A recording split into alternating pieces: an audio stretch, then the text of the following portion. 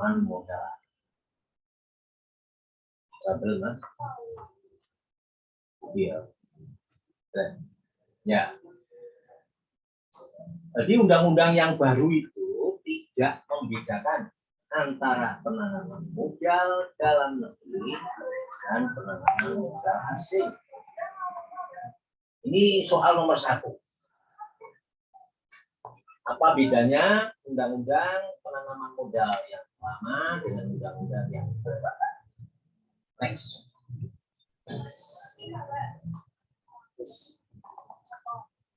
Nah, apa itu penanaman modal? Invest. Segala bentuk kegiatan menanam modal, baik oleh penanam modal dalam negeri maupun penanam modal asing. Istilahnya itu penanaman modal dalam negeri maupun penanaman modal asing, bukan luar negeri ya, kawan. Untuk melakukan usaha, usahanya itu dilakukan di wilayah negara Republik Indonesia. Dasar hukumnya mulai dari ketentuan undang-undang, kemudian peraturan pemerintah, next peraturan menteri, ya, sampai kepada peraturan kepala daerah. Pengertian investasi atau penanaman modal dibagi menjadi 3 pengertian. Soal nomor 2. Tindakan membeli saham, obligasi, atau yang kedua suatu tindakan memberi barang modal. Dan yang ketiga pemanfaatan dana yang tersedia untuk produksi dengan pendapatan di masa depan. Sedangkan yang dimaksud dengan penanaman modal menurut pasal 1 Undang-Undang Nomor 25 Tahun 2007, penanaman modal adalah perseorangan atau badan usaha yang melakukan penanaman modal yang dapat modal dalam negeri dan penanaman modal asing. Next. Apa itu penanaman modal dalam negeri? Keberadaan penanaman modal dalam negeri diatur Undang-Undang Nomor 668, itu undang-undang lama. Ya.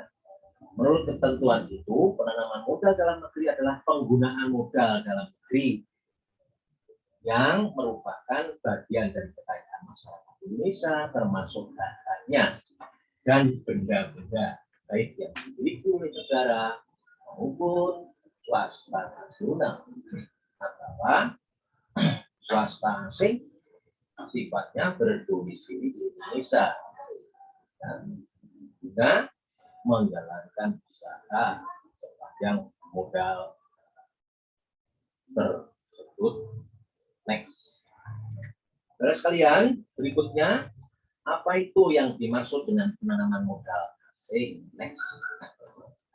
Penanaman modal dalam negeri itu menurut ketentuan Undang-Undang 1. Ya, saya ulangi. Penanaman modal dalam negeri menurut ketentuan yang undang-undang baru dan peraturan pemerintah, maka penanaman modal dalam negeri adalah kegiatan menanam modal untuk melakukan usaha di wilayah negara Republik Indonesia dilakukan oleh penanaman modal dalam negeri. Jadi intinya kurang persoalan yang menanam modal di dalam negeri diadakan di wilayah negara Republik Indonesia. Next. Sedangkan yang dimaksud dengan penanaman modal asing, undang-undang lama meliputi penanaman modal asing secara langsung undang-undang dan digunakan untuk menjalankan hal itu secara langsung menanggung risiko sendiri dalam penanaman modal tersebut. Saudara sekalian, berdasar ketentuan tersebut, unsur pokok dari penanaman modal asing itu ada 3 hal. Satu, penanaman modal secara langsung, penggunaan modal menjalankan usaha bikin usaha, risiko langsung ditanggung oleh pemilik modal. Dari poin di atas dapat disimpulkan penanaman modal asing secara langsung digunakan untuk menjalankan usaha perusahaan dan penanaman modal menanggung risiko. Lanjut, next. Saudara sekalian, pengertian modal penanam modal asing menurut Ullman, ini mendapatkan dana, yaitu kegiatan penanam modal yang di dalamnya terdapat unsur asing. Dapat ditentukan oleh adanya kewarganegaraan yang asing dan dalam bentuk ya warga negara selain Indonesia. Dalam penanaman modal asing, modal yang ditanam adalah modal milik asing, baik itu patungan atau dengan modal asing. Next. Pengertian modal sekarang. Kalau tadi kan penanam modal. Modal itu apa?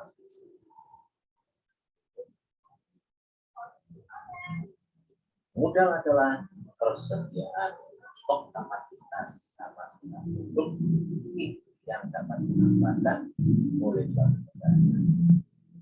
Next. Ada sarjana Cisman Simanjuntak. Unsur modal dapat dipilah-pilah, ada yang namanya modal alam, modal buatan, modal nirwujud. Ini semua termasuk unsur modal. Pengertian modal asing yang diuraikan dalam Undang-Undang 25 itu hanya membatasi lingkupnya pada modal yang digunakan. Penjelasan modal asing yang bagaimana yang digunakan dalam modal tersebut itu tidak dijelaskan. Dengan Undang-Undang Nomor 1 Tahun 2007 yang namanya modal asing itu meliputi apa ya?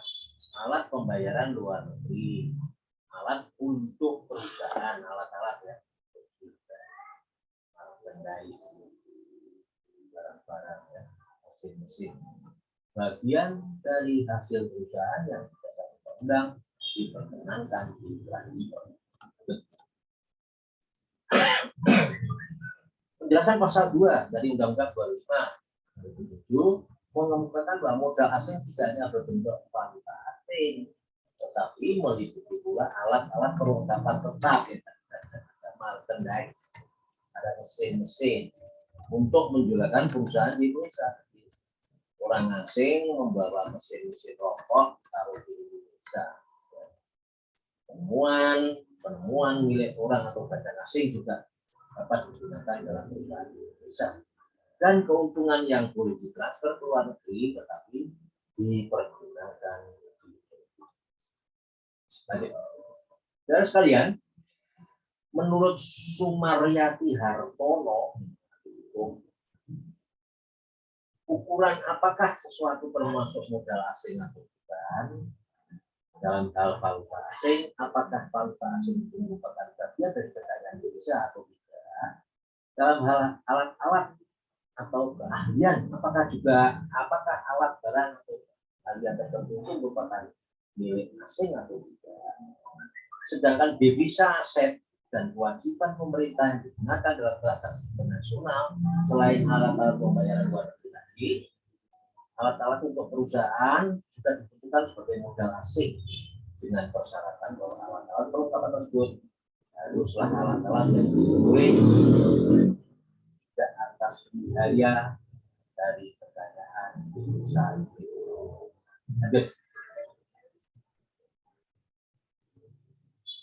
Next. Bentuk dan badan hukum.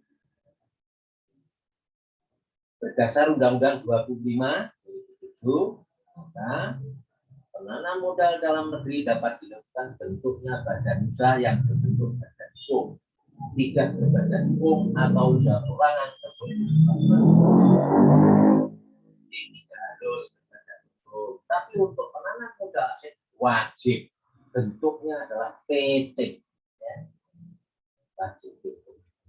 Karena modal dalam negeri maupun asing melakukan modal dalam bentuk persewaan terbatas dilakukan dengan cara mengambil bagian saham atau membeli saham atau melakukan cara lain dengan ketentuan peraturan perundang-undangan yang berlaku lagi.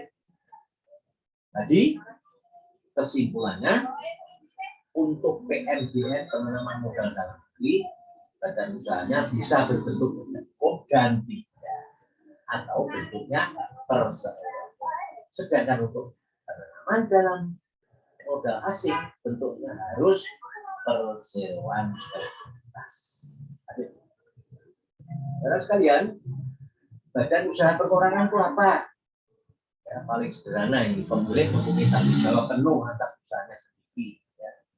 Dan itu perseorangan, tanggung jawab perseorangan. Dan warga negara asing tidak diperkenankan melakukan investasi dalam bentuk ini. Yang bisa adalah untuk penanaman modal dalam negeri.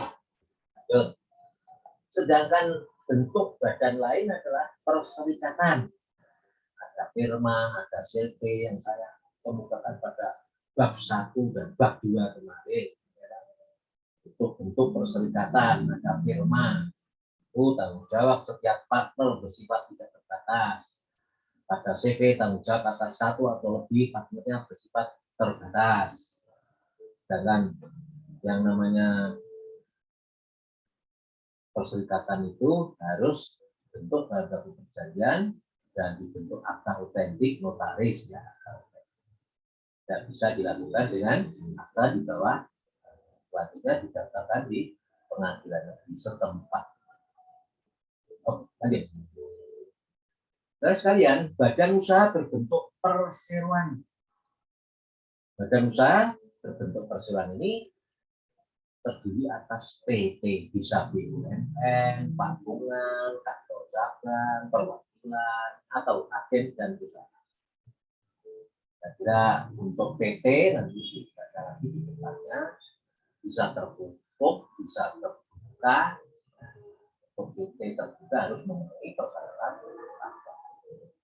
Itu apa? Merupakan suatu persoalan yang terdaftar menurut hukum Indonesia. Mempunyai modal dasar minimal 100 juta. Dengan modal di store minimal 25 juta. Karena kalau mau BPP silakan. C, minimal badan minimal 2 tahun terakhir menikmati keuntungan dari usahanya yang misalnya tidak lebih dari 10%. Laporan keuangan perseroan dalam 2 tahun terakhir telah diaudit oleh akuntan. Dan sedangkan yang kedua bentuk PT selain PT adalah BUMN, suatu perusahaan umum dan persero serta perseroan terbatas seluruh usahanya. Sedangkan yang ketiga perusahaan patungan penanaman modal asing. Ini joint venture ya, harus berbentuk cabang perwakilan dan agen perusahaan asing tadi diterapkan bisa berbentuk kantor cabang dari perusahaan asing, kantor perwakilan perusahaan asing, atau agen lokal. Jenis-jenis bentuk dari perseroan. Oke. Terdapat beberapa alasan kenapa investor asing harus berbentuk PT. Ini untuk menjamin adanya kepastian hukum. Karena modal PT terdiri dari saham-saham. Suara PT tergantung kepada besarnya saham yang dimiliki. 1 suara 1 saham. Lanjut. Nah, sudah selesai. Maka saudara dari uraian tadi jawab soal apa bedanya Undang-Undang 25 2007 dan undang-undang yang lama, maksudnya tentang penanaman. Saudara mesti bilang, wah Pak, angel Pak begini, wong mocoy lagi kengkerukin Pak, untuk menulis apakah undang-undang penanaman modal yang baru itu 25 2007 atau 20 2007 itu diwajib. 3 hal mengenai pengertian investasi tadi sudah saya sebutkan. Apa yang dimaksud dengan penanaman modal dalam negeri dan asing ya. Itu dibandingkan loh ya dengan undang-undang yang lama. Baca itu harus. Modal itu merupakan 2 unsur, itu apa saja. menjelaskan bentuk-bentuk badan usaha yang baru saya bacakan. Saya kira itu cukup setengah jam. Ya. Kita mau kuliah lagi mungkin satu kali lagi, evaluasi kedua, ketiga, kemudian nanti membuat makalah yang contohnya di halaman itu paling belakang. Ya. Judulnya bebas. Untuk selanjutnya mengenai tata cara makalah pengumuman apa yang mendapatkan 2 halaman. Saya kira itu selanjutnya saya serahkan Mas Bagas. Mungkin absennya bisa dilakukan 2 kali gitu Mas. Boleh ya. Saya serahkan Mas Bagas asisten saya. Terima kasih. Oke, terima kasih Bapak atas waktunya. Jadi Bapak Ibu, dari informasi Pak Kresno, UAS untuk kebijakan kominvestasi tidak ada. Akan tetapi UAS tersebut diganti dengan mengerjakan tugas, yaitu tugasnya membuat makalah terkait bebas, dalam hal ini kasus real di daerah masing-masing Bapak Ibu terkait tentang PMA atau PMDN bebas, yaitu makalah tersebut sesuai dengan format. Oh, tak kirain ada yang jadi untuk formatnya nanti sesuai dengan panduan di buku tesis. Bapak Ibu sudah memiliki buku panduan tesis napa dereng? Dikasih Mas Bagas, dikasih Mas. Belum Mas. Belum dapat, nggih. Mas, Oh, bikin belum dikasih. belum dapat. MPH ya, baru MPH nggih. Nggih. Nggih, Mbak Novita nggih. Nggih, Mas. Semangat ya. Nggih. Nah, masih siang. Oh, masih siang. Oke. Jadi tadi intinya saya pertegaskan lagi Bapak Ibu, tadi Pak Kresno, UAS itu diganti dengan mengerjakan tugas, yaitu tugasnya dengan membuat makalah terkait kasus dari di daerahnya masing-masing boleh, atau cari di luar pun juga boleh, terkait PMA ataupun PMDN. Dalam hal ini sesuai dengan konteks perkuliahan, yaitu hukum investasi dan penanaman modal. Jadi itu tadi mungkin ada suatu problematik di mana itu dari Bapak Ibu ada suatu hal yang menarik untuk dapat diteliti ataupun dapat disampaikan terkait plus minusnya atau bagaimana gitu, boleh saja. Itu untuk mekanismenya penulisan sesuai dengan ini, saya karena ada MPH jadi patokannya seperti MPH Bapak Ibu. Jadi ada nanti baik dari tata penulisan yaitu hurufnya Times New Roman, kemudian ada footnote. Nah, footnote ini tadi Bapak Ibu membuat juga ada referensi dari jurnal. Jadi sekalian persiapan untuk pembuatan tesis. Jadi Bapak Ibu, saya harap nanti untuk tugasnya terkait hukum investasi dan pasar modal itu nanti ada referensi juga, tidak hanya melalui dari buku tapi juga dari jurnal. Jadi jurnal tersebut membantu Bapak Ibu untuk dapat membedah kasus gitu. Untuk menambah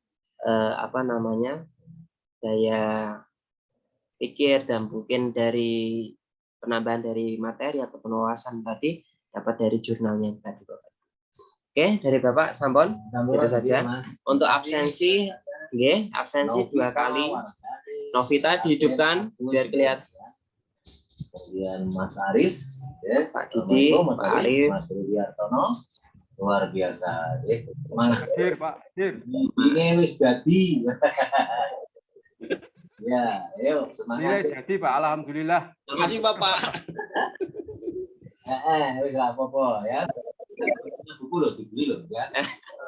Pak, sudah tak ambil Pak. Wes Dari awal Pak. Pak Kresno tahu datanya. Buku Pak. Ini buku tak pakai terus Pak setiap kuliah nih. Oke, saya kira gitu. Waalaikumsalam warahmatullahi wabarakatuh. Waalaikumsalam. Mas Bagas, itu tugas yang tadi pakai komputer ya? Tugas ini evaluasi pakai komputer aja ya? Ketik komputer ya? Itu diketik komputer ya Pak? Ya, ketik komputer karena mereka kan cari bahan. Oke, ketik komputer karena kan ada dari referensi footnote juga, itu dibuatnya dari komputer Pak. Iya. Ya. Biar nggak capek bisa kan Mas. Oh iya iya. Oke, siap. Ketika enak loh. Mas, saya mau tanya, itu tugas akhir Pak. Pak Krisno yang hukum pelayaran investasi kapan terakhir kumpul yang evaluasi 3 sampai evaluasi 7 tuh? Tugas yang dulu. Oh, Yang tugas pengganti ujian akhir katanya. yang dulu itu berarti mata kuliah apa, Pak?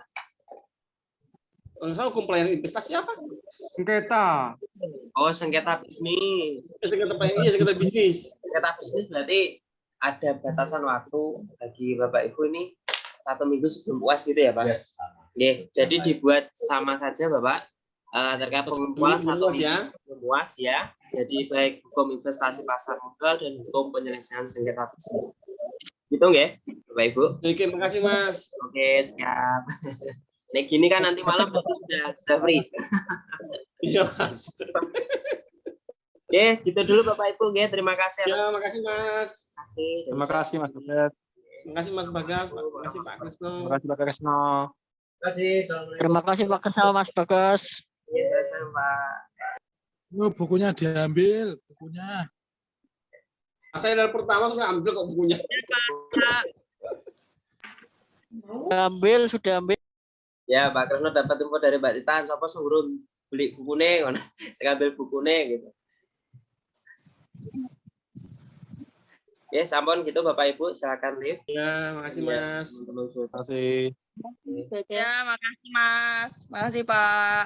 Terima kasih. Ya, Mbak Novita di rumah apa di mana ini? Di rumah Mas, sudah pulang. Pak Didik ini juga di rumah, Pak Safwa. PNG, monggo. Dijer air apa-apa, Mas. Mbak Novita. Ayo. Fijar, enggak boleh gitu.